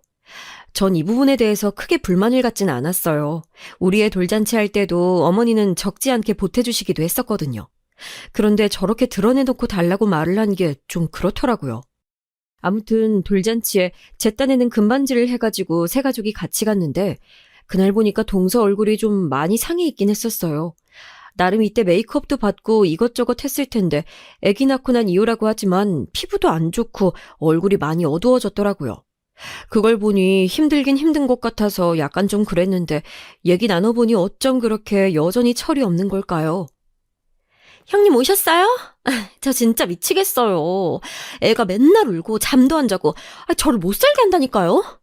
근데 민우 씨, 아니 애 아빠는 애를 같이 봐주지도 않고 빨래도 안 하고 설거지도 제대로 안 해요. 형님 좋겠어요. 아주버님은 돈도 잘 벌고 집안일도 같이 해주잖아요. 제가 결혼을 잘못한 것 같아요. 하필 이런 말을 그나마 시부모님이 안 계신 곳에서 했기 때문에 다행이라고 생각해야 하는 걸까요? 저도 적당히 맞장구를 쳐주긴 했지만 정말 동서는 한 번 만나고 오면 온갖 기가 딸리는 것 같더라고요. 그런데 이때 동서가 어찌나 욕심껏 굴던지 이날 왔던 손님들도 수군수군대는 눈치였어요. 그날 행사를 하고 애기 돌잡이 같은 걸 했는데 마치고 나서 선물 주는 것도 엄청 인색하게 굴고 어떻게든 손님들한테 돈을 조금이라도 더 뜯어내려고 하더라고요. 그때 사회 보시던 MC분조차도 이렇게 말하실 정도였어요. 아이고, 우리 애기 어머니가 어떻게든 용돈 더 받게 하려고 혈안이 되셨네요. 그래도 오늘 돈 제일 많이 주신 분이 10만 원이죠. 그 정도 챙기셨으면 되지 않을까요? 이렇게 말하니까 동서는 얼굴이 시뻘개져서는 아주 심술이 그득그득한 거예요. 그걸 또 드러내놓고 말을 해서 기분이 나빴는지 모르겠지만 암튼 동서가 껴있는 행사는 뭘 하던 피곤하더라고요. 근데 역시나 그렇게 빼먹을 거 빼먹어 놓고는 그 해에 있던 명절에는 또 안 온다는 거예요. 이때 저도 어이가 없어서 직접 전화를 했죠. 동서, 이번 명절 때 못 온다며? 왜? 애기 돌도 지났고 이제 좀 데리고 다닐만 하지 않아? 어머님이랑 아버님도 보고 싶어 하시는데 한 번 오지 그래. 서방님이랑 차 타고 그냥 한 번에 쓰고 오면 되잖아. 그런데 동서는 계속 앵앵거리는 말투로 자기 혼자 너무 힘들어 죽겠다는 듯 딱 잘라 거절을 하는 거예요. 형님, 우리 애기가 낯선 데 가면 너무 힘들어해서 저도 죽겠어요. 돌잔치 때 보셨죠? 얘 진상이 장난 아니라니까요? 어딜 가던 땡깡 부리고 고래고래 소리 지르고. 그래서 저 어디 못 가요. 이번에 형님 다녀오시면 됐죠? 저희랑은 돌잔치 때 얼굴 뵀는데 또 봐서 뭐해요? 이렇게 그냥 더 말할 시간도 주지 않고 자기 바쁘다면서 전화를 끊어버리더군요. 그때쯤부터 저는 이제 동서랑 완전히 뭔가 정리를 해야겠다 싶더군요. 분명히 눈에 보이는 관계가 있긴 하지만 그냥 이 사람은 이런 사람이라고 정의해두고 멀리하고 싶어졌어요. 당시 저도 직장에서 무리하게 워킹맘으로 일하면서 살아왔던 보람은 있었던 건지 승진도 하게 되었고 일이 되게 많아졌거든요. 이미 신경 쓸 부분이 많다 보니 그쪽으로 마음을 두게 됐고 애도 순조롭게 크고 있다고 생각하고 있었어요. 그런데 갑작스레 애 어린이집에서 일이 터지고 만 거예요. 이날 전화를 받았을 때 상황은 정말 두고두고 아찔한 기억으로 남게 될 것 같아요. 수정이 어머님 안녕하세요. 저 다름 아니라 수정이가 친구랑 놀다가 그만 다쳐서 얼굴에 상처가 났어요, 어머님. 잠깐 원으로 오셔야 할 것 같아요. 회사에서 바쁘게 뛰어다니면서 커피 한 잔 들이킬 시간 없이 움직이던 중 이런 전화를 받게 된 거예요. 택시 타고 아이 어린이집으로 가는 와중에 도통 제정신일 수가 없더라고요. 그렇게 도착하고 난 뒤 이마 쪽과 광대뼈 쪽이 펄해져서는 약이 번들번들하게 발라져 있는 우리 애를 마주하게 됐어요. 선생님, 이게 무슨 일이에요, 다. 어떻게 된 거예요? 거의 넋이 나가서 다그치듯 물었던 저에게 돌아온 대답은 이렇더라고요. 친구랑 같이 밀고 놀다가 부딪히게 됐어요. 어머님, 병원 다녀왔는데 크게 흉지지는 않을 거라고 하시더라고요. 선생님은 거의 울 것 같은 표정으로 저에게 이리 말씀하시는데 아무리 그렇다 해도 여자애가 너무 얼굴에 크게 상처를 입은 느낌이 들었어요. 이때 저는 꽤나 마음에도 상처를 입고 대체 내가 뭐 하려고 애 맡기고 회사를 다니나 거기서 승진해서 뭘 하나 싶더군요. 하지만 제가 회사에 있건 집에 있건 간에 아이는 어린이집을 가야 했을 테고 달리 방도도 없었을 테니 그럭저럭 마음은 다시 원래 상태로 돌아오긴 했어요. 그러던 차에 동서한테 연락이 온 거예요. 아주 심각한 내용으로 말이죠. 형님, 저희 지영이가 어린이집에서 너무너무 힘든 상황에 놓여 있었더라고요. 선생님이랑 지금 싹 다 고소할까 생각 중이에요. 저 어떡해요? 이렇게 말하면서 엉엉 오열을 하는데 저도 비슷한 시기에 애가 기관에서 다쳤던 일이 있으니까 마음이 안 좋긴 했어요. 그 기분을 같은 엄마로서 모르는 건 아니었으니까요. 게다가 동선의 아기는 훨씬 어린데 어린이집에서 친구들이랑 놀다가 다친 것도 아니고 선생님이 애를 제대로 안 먹이기도 했고 울면 무작정 울리거나 고함을 지르는 등 별일이 다 있었나 봐요. CCTV 보여달라고 해도 보여주지 않으려고 하고 진짜 미칠 것 같아요, 형님. 가슴이 찢어져요. 우리 지영이 내가 뭐 때문에 지금 참고 열심히 살고 있는데. 사실 어디까지나 제 기준에서 볼 때 동서가 뭘 얼마나 열심히 살고 있는지는 잘 모르겠더라고요. 딱히 일을 다니고 있는 것도 아니고 그 어린 애기랑 둘이 있는데 애도 어린이집에 일찍 보냈으니까요. 다행히 서방님이 지금 직장을 구하신 것 같지만 수입이 많지도 않아 보였고 집안 분위기가 안 좋긴 했어요. 암튼 동서를 따라서 저도 알아봐주기도 하고 제가 아는 주변 지인들 힘을 빌려서 어떻게든 조카인 지영이를 돕겠다고 노력했었어요. 어머님 아버님도 손녀가 힘든 상황에 놓였었다는 걸 아시곤 너무 괴로워하시더라고요. 저 역시 맨날 철없고 자잘한 사고를 치는 동서라지만 그래도 자식을 둔 문제는 너무 가슴 아프잖아요. 최대한 동서 편에 서서 일들이 잘 마무리되도록 도와주긴 했어요. 그러나 참 뭐랄까요? 이렇게 다 무마가 되었으면 좋겠는데 아기가 입은 마음의 상처는 쉽게 사라지지 않더라고요. 이후 동서가 아무리 어르고 달래도 놀랬던 부분은 잘 다스려지지 않아서 그렇게 울고 경기를 일으켰나 봐요. 아무래도 이쯤부터는 저도 원치 않게 어디까지나 자식을 둔 엄마 마음을 갖고 동서와 연락을 자주 하게 됐습니다. 그래서 지영이는 지금 좀 어때? 아직도 먹으면 토하고 그래? 다른 것 좀 내가 보내줘 볼까? 그랬더니 동서는 또 훌쩍거리면서 많은 고민들을 털어놓더군요. 아니요, 이제 좀 먹어요. 근데 저 이제 얘도 슬슬 어린이집 새로운 곳에 보내야 할 것 같아요. 제 마음 같아선 계속 끼고 있고 싶은데 남편 수입이 시원치 않거든요. 지금 살고 있는 집도 너무 작고 집주인은 맨날 전화해서 애 우는 소리 시끄럽다고 화내고요. 진짜 너무 서러워요. 저 사실 형님이 너무 부러워요. 집도 크고 넓고 형님 본인도 여자로서 능력이 있어서 돈도 잘 벌고. 여기쯤 내용이 이어지는 게 어째 너무 청승맞다 싶었는데 이 뒤에 한 소리는 저도 모르게 움찔해서 뭐라고 하게 되더군요. 그러면서 처음으로 동서가 좀 짠하단 생각이 들었어요. 우리 지영이가 너무 안 됐어요, 형님. 나 같은 엄마 말고 형님 같은 엄마 만났으면, 부자 엄마 아빠 만났으면 더 잘 살았을 텐데, 그런 일도 안 당했을 텐데. 어머, 동서, 무슨 말이야. 그런 말이 어딨어. 동서 좋은 엄마야. 그런 말 하지 마. 그만하면 애기 잘 키웠잖아. 혼자서 어디도 안 맡기고 씩씩하게 애기 잘 키웠잖아. 그건 사고야. 그냥 사고로서 일어난 일인데 왜 그렇게 자책을 해? 살다 보면 별일 다 있다. 더 큰 일도 많아. 앞으로 살려면 독하게 마음먹고 준비를 해야지. 그런 약한 소리 하는 거 아니야. 하다 오죽했으면 저런 말까지 할까 싶고 동서 말 맞다나 저렇게 힘들어하는 엄마 아래에서 불안정한 상태로 있는 조카 지영이도 안쓰럽게 느껴졌어요. 아무튼 그렇게 조금씩 저랑 연락도 잦아지고 동서도 어느 정도는 마음을 둘 때가 있다고 느꼈는지 명절 때 아기를 데리고 왔더라고요. 서방님이랑 같이 오긴 했지만 서방님도 그새 마음고생 많이 하고 힘들었는지 어째 갈수록 더 지쳐 보이고 말라가는 것 같았어요. 저도 모처럼 다들 모인 거라서 좋은 게 좋은 거라 나름 전도 꽤 붙이고 음식들을 갖고 갔답니다. 어머니 역시 본인에게 너무 짠한 둘째네 부부라서 그런지 동서와 서방님이 오니 안쓰러워하실 뿐이었어요. 동서는 뭔가 다 의욕 없어 보이는 얼굴이긴 했지만 그래도 이전과 달리 와서 이것저것 부엌 일을 같이 돕긴 하더군요. 그렇게들 다 같이 명절 아침을 맛있게 먹고 가볍게 쉬면서 가족들별로 간단하게 고스톱을 하게 됐어요. 사실 우리 시댁 분위기가 대체로 다 내성적이고 조용한 편인데 유독 동서 한 사람이 되게 외향적이고 활발한 편이었거든요. 돈도 얼마 걸어두지 않고서 슬슬 하려던 판이었는데 동서가 갑작스레 너무 의욕이 넘쳐서는 엄청 소리를 질러가면서 하는 거예요. 그걸 보고 있자니 저도 내심 그전에 동서의 이런 부분들을 싫어했던 게 떠오르는 거 있죠. 그러면 안 되는데 이제 좀 마음을 터놓고 지내보려고 했는데 또 진상같이 여겨지는 부분들이 있는 거예요. 조금 참아보려고 했는데 진짜 고스톱 하는 내내 또 완전 혈안이 되어가지고 어떻게든 돈 몇 푼 자기가 챙겨보려고 악을 쓰더라고요. 그거 보고 있다가 머리가 아파서 저는 잠깐 나와 있었는데요. 다시 들어갔는데 갑작스레 뭔가가 다 파토난 느낌인 거예요. 에? 이게 뭐예요? 끝났어요? 언제? 제가 이렇게 되물으니 동서는 얼굴이 벌겋게 상기되어서는 돈을 챙기고 있고 어머니와 아버님, 우리 남편은 뭔가 머쓱한 표정을 짓고 주변을 정리하고 있더라고요.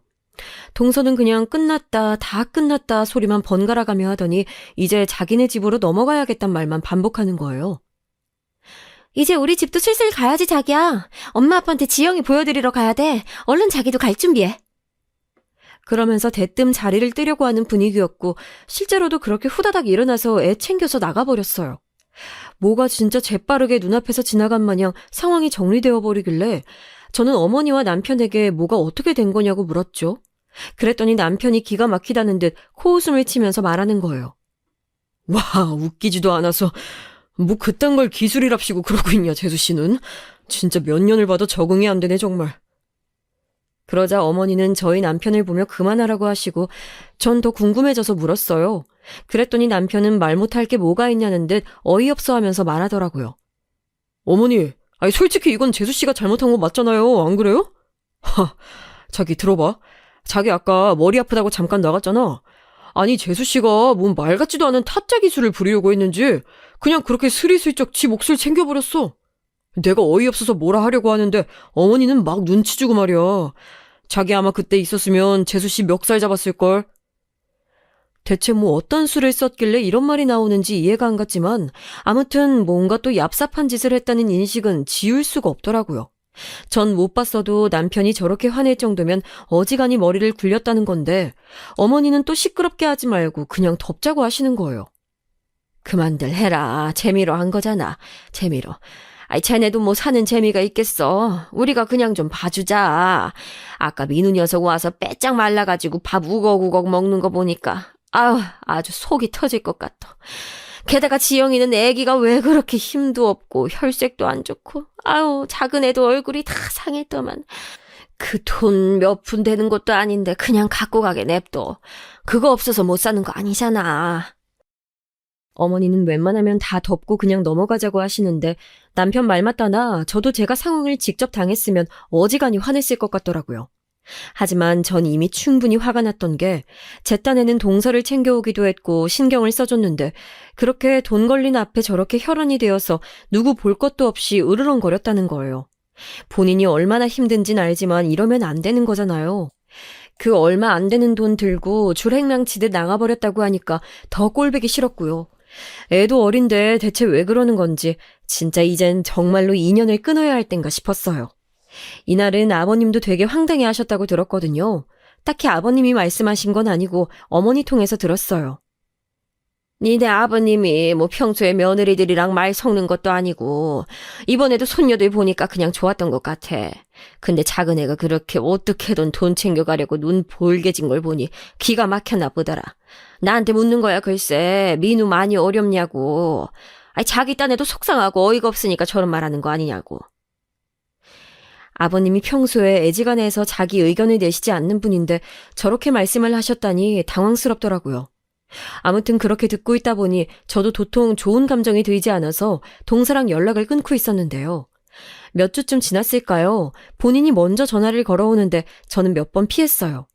직장에서도 받지 않았고 동서 전화번호만 봐도 스트레스가 쌓이더라고요. 이제 정말 지겹다 싶어서 피해 다니던 중 집에 와서 애 챙기고 있는데 하도 전화가 오길래 어쩔 수 없이 받았어요. 동서 무슨 일이야? 나 지금 애 챙기느라 좀 바빠. 급한 일 아니면 나중에 통화하자. 저기 형님, 잠깐 뵐 수 있을까요? 부탁이 있어서요. 일단 저는 그 순간 무조건 들어보지도 않고 안 된다고 거절했어요. 바쁘다고 말이에요. 이제 더는 동서랑 엮이고 싶지 않았거든요. 그런데 동서도 꽤 끈질기더라고요. 잠깐 제가 형님 댁 들릴게요. 한 5분만 시간 내주실 수 없을까요? 전 자기 마음대로 이렇게 남의 집에 찾아오는 게 너무 싫어서 어디 나갈 거라고 하고 거절을 했어요. 그런데 그 다음 날에도 똑같이 문자가 온 거예요. 잠깐만 만나달라. 이후로는 더 연락드리지 않겠다나요. 이렇게까지 말이 나오니 대체 뭔가 싶어서 저도 좀 걸리긴 하더군요. 그리하여 결국 집 근처 카페에서 동서와 만나게 됐는데 이날 가기 전까지 얼마나 머릿속에 많은 생각을 하고 많은 거절의 답을 준비하며 갔는지 몰라요. 뭘 얘기하건 뭘 부탁해오건 또 뭘 신세를 지려고 하건 간에 저는 무조건 눈 딱 감고 안 된다고 하려고 했거든요. 그런데 이날 동서가 저에게 꺼낸 얘기는 역시나 아무튼 제 예상 밖에 있는 얘기였더라고요.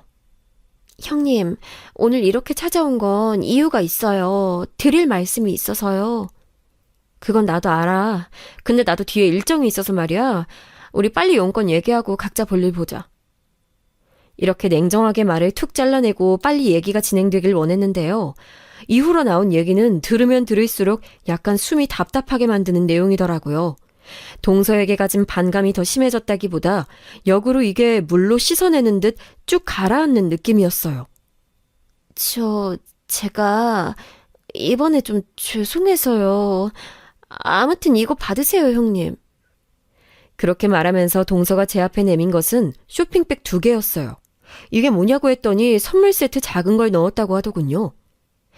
이걸 드리는 이유는 저번에 제가 어머님 댁 갔을 때 좀 짓궂게 했거든요. 고스톱을 말이에요. 여기쯤 들었을 땐 미간에 주름이 확 세게 잡히더라고요. 물론 이것도 큰 이유긴 했지만 전부는 아니고 어디까지나 그간 쌓여있던 철없음에 대해 폭발하는 계기가 된 거였으니까요. 헌데 동서는 거기서 더 이어 자기의 그간 사정을 털어놓더군요. 사실상 저도 어머니를 통해 전달들었을 뿐 본인의 속사정을 직접 듣는 건 처음이었어요. 형님, 저 그 사이에 좀 힘들었어요. 우리 지영이 어린이집에서 힘들었잖아요. 그래서 제가 애기 데리고 일해보려고 친구랑 동업을 시작했어요. 남편 벌이가 자꾸 왔다 갔다 하니 너무 힘들어서요. 제 마음도 힘들고 집에 있으면 괴롭고 애기를 또 어린이집에 보내긴 겁나고 그래서 데리고 일을 시작해봤는데요. 친구한테 사기를 당했어요. 동서 말론 얼마 없는 본인의 적금, 그러니까 결혼할 때 갖고 있던 돈 몇백이었나 봐요. 그걸 친구랑 동업하면서 맡긴 건데 그대로 들고 잠적했다고 하더군요. 동서는 여러모로 한계라고 생각했던 모양이에요. 그 불같은 성격에 그런 일이 터지니 자기 딴엔 그걸 분출하는 것도 아주 거칠게 했었겠죠. 그런 모습을 보고 서방님은 이혼하자는 얘기가 진지하게 나왔었던 모양이에요. 서방님이 이혼하재? 자기한테? 언제? 진짜로? 진심으로? 전 너무 놀라서 몇 번이나 물어봤어요. 그랬더니 동서는 고개를 가로젓더군요. 네, 그때는요. 지금 얘긴 아니에요. 사실 제가 그러면 안 되는데요, 형님. 죄송해요, 형님. 동서는 이쯤부터 말을 제대로 잇지 못하고 엉엉 울기 시작했고 전 가장 궁금하고 답답한 부분에서 얘기가 턱 막혀버려 어쩔 줄 몰랐어요. 헌데 얘기를 듣고 보니 너무 상황이 안 좋더라고요. 죄송해요. 그게 다시 말씀드리자면 그때 제가 너무 힘들어서 그만 이제 애기도 보고 다 놔두고 자유로워지고 싶다는 생각이 들어서요. 결국 동서의 얘기를 종합해보자면 그 즈음에 충격이 너무 커서 그런지 안 좋은 생각까지 했다는 거예요. 모르는 사이에 어쩌다가 상황이 거기까지 갔나 싶어 저도 꽤 놀란 상태였어요. 다행히 서방님은 이 모든 상황을 무마시켰고 상담을 받자고 데려가서 상담도 하고 치료도 하고 있었다고 하더군요. 그런 사실을 둘만 알고 있던 차에 명절날 시댁에 왔던 거예요. 그냥 다 짜증나고 너무 싫었어요. 심술도 나고 기분도 너무 변덕 심하고 하루 종일 왔다 갔다 하고 그러면 안 되는데 돈이라면 지긋지긋하면서 또 욕심도 나고 거기서 그럴 게 아닌데 너무 한심하게 제가 분풀이를 했더라고요. 아마도 이 얘기는 자기가 고스톱 판을 뒤집어서 허겁지겁 돈을 다 챙겨가 버렸던 그 얘기를 하는 것 같았어요. 일단 숨죽이고 듣고 있자니 동서는 속마음을 꺼내놓더군요. 그런데 사실 아주버님이나 어머님이나 아버님도 그렇고요. 다들 모르지 않을 텐데 그냥 계시더라고요. 아무 말 없이 제가 돈 갖고 가는 것도 다 보고 계시고 돌아와서 마음이 너무 안 좋았어요. 시댁 식구들은 다 별말 안 하는 사람들인데 나랑 우리 지영이 도와주려면 도와주지 못해주는 사람들이 아닌데 그런 분들에게 화풀이를 한 것 같아서 진짜 너무너무 수치스럽더라고요. 그러면서 동서가 제 옆에 다시 들려준 것이 바로 쇼핑백 봉투였어요. 이거 저 지난주부터 마트에서 일해요. 그때 돈 가져온 것도 그대로 갖고 있었고요. 죄송하기도 하고 어떻게 드려야 할지 몰라서 조그맣게 선물 세트를 샀어요. 얼마 안 돼요. 그래도 아무튼 죄송해요. 이거 형님네 드리려고 가져왔어요. 죄송해요. 그러면서 동서는 고개를 들지 않고 푹 숙이고 있었어요. 참, 그러고 보니 동서가 뭔가를 가족들에게 자기 손으로 사들고 온 모습은 처음 보는 것 같더라고요. 늘상 챙겨가기만 하고 자기 위주로 생각하고 멋대로 들고 나던 사람이었는데 저렇게 한없이 기가 죽어서는 이전 자리에서 본인이 잘못했다며 선물을 사가지고 왔어요. 애지간히 힘들긴 힘들었나 싶어서 저도 더 이상 말을 하기 힘들더라고요. 그리고 일순간 제 마음이 약간 저릿했던 건 동서가 그런 몹쓸 시도를 했다는 것이 핑계가 아닌 진짜 사실이었다는 거예요. 얼굴이나 여기저기 혈색이 완전 나빠진 걸 보니 극단적 시도를 했던 걸 보고 서방님이 얼마나 기가 막혔을지 얼마나 자기네 삶을 원망했을지 상상이 안 되는 거예요. 멍하니 그냥 보고만 있는 저를 보고 동서는 조심스레 말을 잇더라고요. 저 이제 잘 살아볼 거예요, 형님. 울고 어쩌고 있어도 아무것도 안 되네요. 아무도 도와주지 않아요. 제가 지영이 생각하고 남편 생각하고 해서 열심히 살아야 될 것 같아요. 이런 때에는 친정 식구들도 안 도와주더라고요. 도와줄 형편도 안 되고요. 동서의 이런 모습은 뭐랄까 제가 그간 봐왔던 모습과 전혀 매치가 되지 않는 모습이긴 했어요. 맨날 어떻게든 자기 이익을 챙기려고 하고 남 신경은 전혀 쓰지 않고 가정에도 딱히 매이기 싫어하는 것 같았거든요. 저 아마 그날 이래저래 시댁에서도 싸움 붙고 그랬으면 진짜 이성 잃고 다 뒤집었을지도 몰라요. 그만큼 제정신은 아니었어요. 다 제 잘못인데 그냥 막 싸우려 들었을 것 같아요. 남편도 제가 그럴까봐 몰래 챙기고 한 거 알면서도 말하지 않았대요. 그냥 다 너무 죄송하고 미안하고 그래요. 동서는 저렇게 말하면서 일어났고 어머니께도 가보겠다고 하더군요. 이후로 어머니께 얘기 들어보니 저한테 말했던 대로 얘기하며 다녀갔다고 하고 아무튼 동서는 그 뒤로 잠잠히 직장을 다니는 것 같아요. 사실 시댁 식구들이며 저희 남편도 그날의 동서에게 불만이 엄청 많았는데 그냥 꾸역꾸역 어찌할 수 없이 앞에서 참았던 거죠. 특별히 동서를 안쓰러워해서 그런 건 아니었어요. 어쩌다 보니 화낼 타이밍을 못 참고 그런 거였는데 어찌 보면 또 아찔하기도 하네요. 여차하다가 그날 불이 잘못 붙어서 싸움이 날 수도 있었을 상황이었으니까요. 아무튼 동서는 가족들에게 말하지 않았던 다소 날카로운 자기의 행적들을 털어놨고 애기 잘 키우면서 살겠다고 말했어요. 솔직히 전 동서가 그 정도로 그런 시도를 할 정도로 요지경인 상태를 살고 있는지는 몰랐어요. 그나마 그날 묵인하고 넘어갔던 시댁 식구들의 태도가 어느 정도는 약이 돼서 누군가는 자기를 눈 감아주고 수용해준다는 생각을 했었나 보더군요. 마지막에 왔던 문자에 이렇게 적혀 있었어요. 그나마 나를 받아주고 이해해주려는 사람이 있다는 생각이 들어서 더 수치스럽고 이제 잘 살아야겠다고 생각했어요. 그동안 죄송했어요, 형님. 어머니께도 사과드릴게요.